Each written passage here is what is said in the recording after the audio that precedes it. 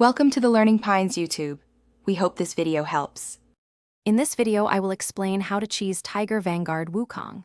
To start, you'll need to understand his attack patterns and how to exploit his brief recovery periods. Equip gear that boosts your damage and provides some survivability. Positioning is key.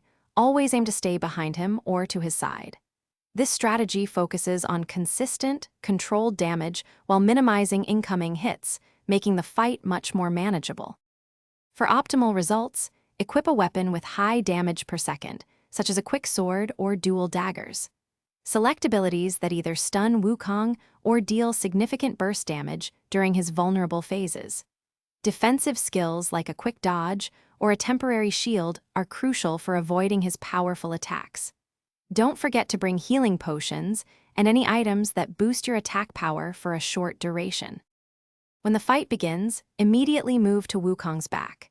His frontal attacks are devastating, so always aim to flank him. After he performs a large attack, there's a brief window of about 2 seconds where you can unleash your damage. Watch for his ground slams and staff sweeps, dodging sideways to avoid them. Keep a medium distance when he charges up, then close in quickly to resume your assault.